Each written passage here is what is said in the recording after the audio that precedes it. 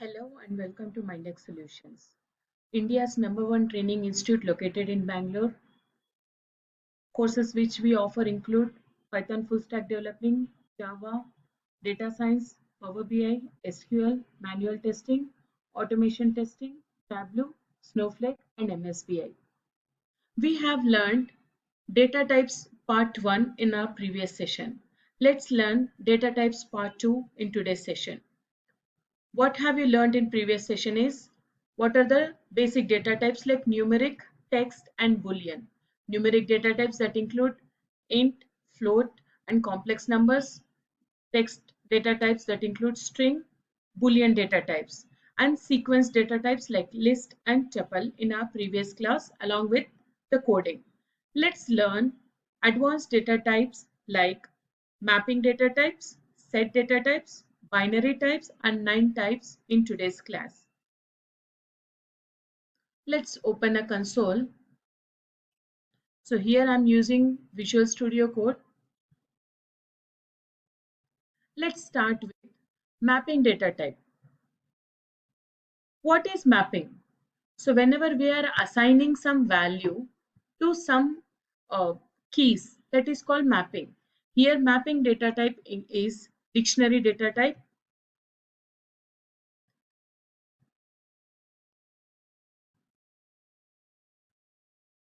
where the values are stored in the form of key value pairs. Here, let's let's take employee details as we have done in tuple in our previous class. I'm giving a key name, and within the value of it, I'm giving Rahul as name and key as age and its value being some 25 and department, and he is in marketing, I say, and I'm storing his salary. Yeah, that would be 55,000. Okay, so this is one sample dictionary which I have created, and we can access the elements of dictionary using keys here. Dict one of, if I say name, and I'll give it in a print statement so that we get it.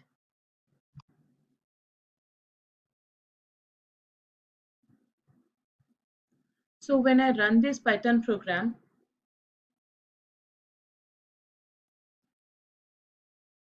I'm getting the output here. So this is the value of dict of name.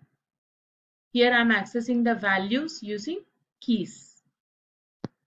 Dictionaries are very useful in storing data types using clear relationship between keys and its corresponding values. First, data retrieval using keys, how we have retrieved name of the employee using keys here. It makes us easy to fetch the values using keys.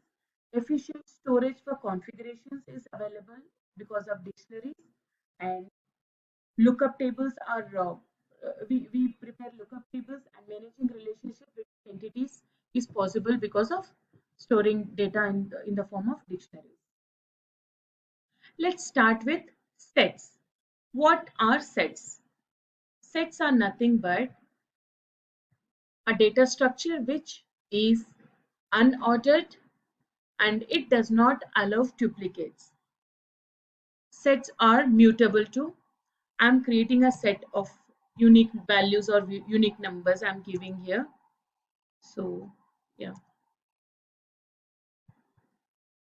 So when if I want to print the type of this this set, I can get it in my terminal. When I give the print of it, now I'm getting it as a class set. Why do we use sets? Sets are again of two types.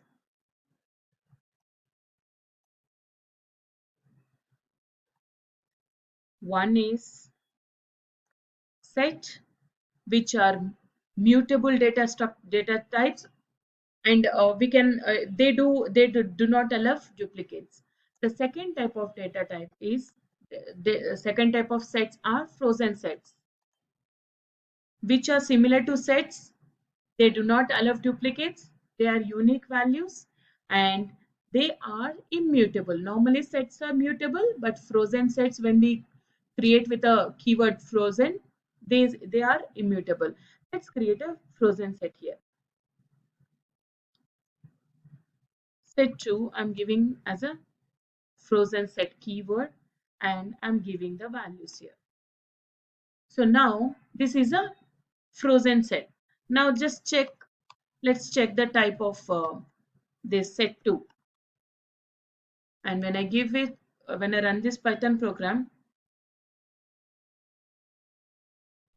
okay, it is throwing an error because of invalid syntax it is giving. This is not the valid way to give a set, frozen set when I'm assigning. So I'm assigning this list of values as a frozen set here.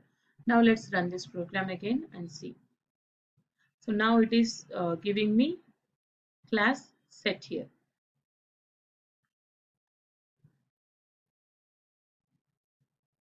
See, because I'm getting class set as I have given set 2 as an print statement. Now I'll get the class frozen set. So when we want our unique values not to be tampered, we create it in the form of frozen set. When we want to access or change, remove or add any values, we create sets. So whenever we are storing unique values. So our next data types are binary types, which include bytes, byte array, and memory wave. Let's learn this with the coding part. Now,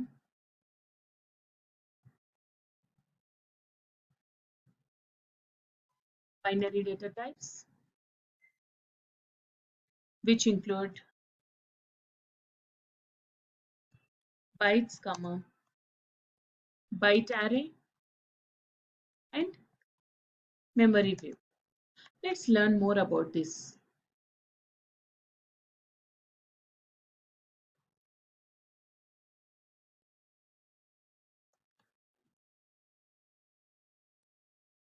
Let's create a bytes data type. So I'm initiating a variable input 1, B of hello. Hello, Mindx Solutions. So when I give the keyword B, my system understands what kind of data type it is. Let's check it. And I'm running this program. So as you can see, it is showing me class bytes as a data type. So bytes are immutable data types and they are a sequence of bytes. When we try to access individual element from a byte, we get the ASCII values of it. You all may be knowing each alphabet from capital A to capital Z and small a to small z are assigned with ASCII values. So let's try accessing any element. Now we access elements from a byte just like we access elements from a list. Input of 1 of 3 I'm giving. Here the 3 is 0, 1, 2 and 3. This is second L. So when I run this Python code, it will give me the ASCII value of small l, that is 108 here. So let's learn more about byte arrays. What are byte arrays? Byte arrays, we said bytes are immutable, but byte arrays are mutable data types. These are mutable and we can add or remove any values. When I say byte arrays, the input what we have to give is that should be an ASCII value. Here I'm inputting text and I can access assay values from the text using bytes. So let's create an array of using byte arrays. Byte array of list of some numbers I'm giving 65, that is the assay value for capital A, 66 and 67, that is these are the assay values for capital A. Okay, let's write that thing. Assay values of capital A, capital B and capital C here. These are mutable. I can change these assay values and I can access these assay values just like I have accessed the arrays of one I'm taking. Okay, let's give that in a print statement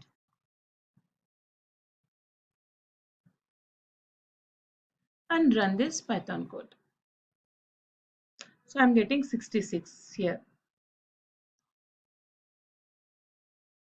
What is memory view? When I say memory view, creating memory waves is giving bytes of same like how, okay, let's create a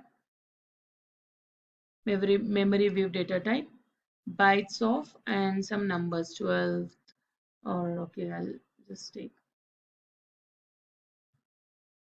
10, 20, 30, 40. I've given 4 numbers here. So when I want to view the memory of it, mem underscore view I'm typing and I want to see memory view of, I'll give B.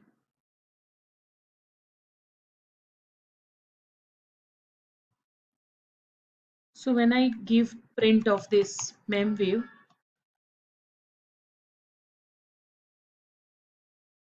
and run this code, I get the memory view of this particular character. In Python, none type of data type. It represents a special character which is denoted by none. Let's go for the coding part. We use this none type of data type while initiating a placeholder. Here I have specified none as a data type. It is immutable and it won't take any other argument other than none. So when I'm defining some functions and I don't want to get any errors, I'll assign none to some value and we can access it. Thank you and stay tuned for more updates and more data science related videos. Thank you.